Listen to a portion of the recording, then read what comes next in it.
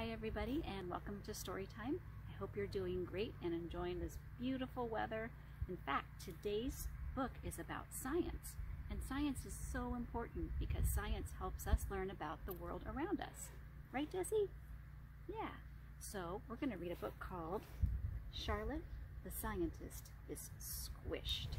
So it's kind of a funny story about science. So let's start reading. This book is called Charlotte the Scientist is Squished by Camille Andros, and it's illustrated by Brianne Farley. Charlotte was a serious scientist. Protective glasses, a lab coat, and a magnifying glass were all part of her essential scientific equipment, plus a clipboard for her important notes. Charlotte solved problems by conducting experiments that followed the scientific method. And Charlotte had a problem. She was squished.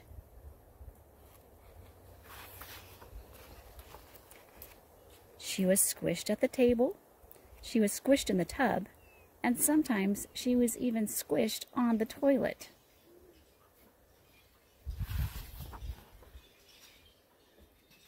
It had become impossible to conduct her experiments. Her test tubes were taken, her beakers got broken, and her specimens were spoiled. Charlotte needed some space, time to use the scientific method.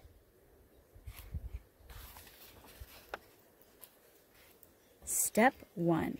Ask a question. How can I get some space around here? Step 2. Form a hypothesis. Hypothesis. If I can get rid of my brothers and sisters, I will have room to be a real scientist. Step 3. Test the hypothesis.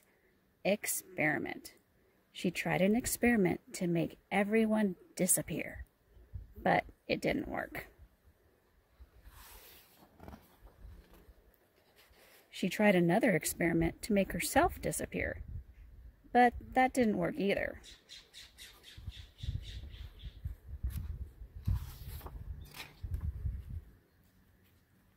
If she was going to get some space, she would have to go there.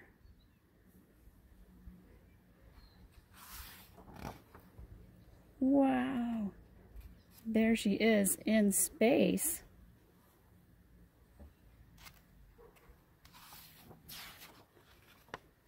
Step 4. Make and record observations.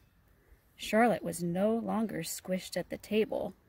She was no longer squished in the tub, and Charlotte could take as long as she wanted on the toilet. Space was splendid. Finally, step 5, draw conclusions. She had all the room she needed to conduct very important experiments using her protective glasses, lab coat, and magnifying glass. Her test tubes were tidy. Her beakers looked brilliant. Her specimens were sparkling. Her hypothesis was correct. She finally had room to be a scientist. The only problem was there was no one to talk to at mealtime, no one to blow bubbles with in the tub. And what was Charlotte supposed to do when she ran out of toilet paper? Space was lonely.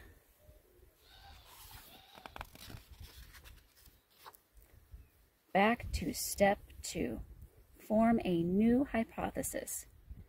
If I can have friends in space, then I won't be lonely, and I can be a real scientist. Time for more experiments.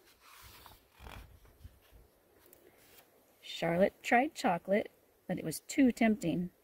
The balloons kept floating away.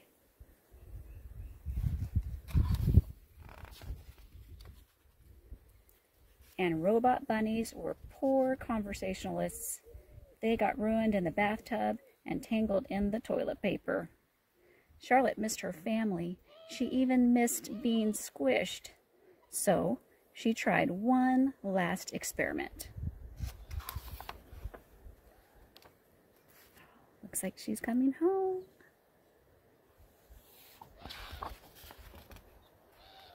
And reached a new conclusion.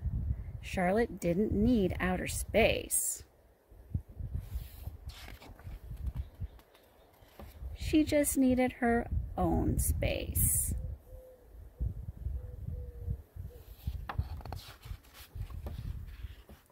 The end. Okay, well, that was a fun story about Charlotte, right? She really loves science, doesn't she? Well, this is something fun that I thought you might want to make right now while you're home. We used a container that we got from the grocery store that had mushrooms in it, and we poked some holes in the top and tied some string, and then we put in some bird seed, and you can hang it up in your yard for the birds. And that might be just a fun thing to do, to get outside and watch a little bit of nature. All right, well, I hope you liked that story. Science is pretty amazing. It's a great way for us to learn about the world around us, right?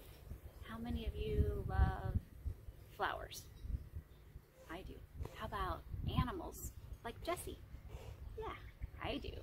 How about the trees, the mountains, and the lakes and the rivers and all the beautiful things around us? Well, science helps us learn about those things. So we're going to sing a song, and it goes like this. If you like nature and you know it, clap your hands. Okay, you ready to try? Here we go. If you like nature and you know it, clap your hands. If you like nature and you know it, clap your hands. If you like nature and you know it, then your face will surely show it. If you like nature and you know it, clap your hands. Good job. How about animals? If you like animals and you know it, stomp your feet. If you like animals and you know it, stomp your feet. If you like animals and you know it, then your face will surely show it. If you like animals and you know it, stomp your feet. All right, how about the trees? Okay, if you like the trees and you know it, wave your arms. Good job. If you like the trees and you know it, wave your arms. Wave. If you like trees and you know it, then your face will surely show it. If you like trees and you know it, wave your arms. All right, good job, you guys. I hope that you liked today's story, and I hope that you'll enjoy learning about nature and science and all the wonderful things in our world. And I will see you next time.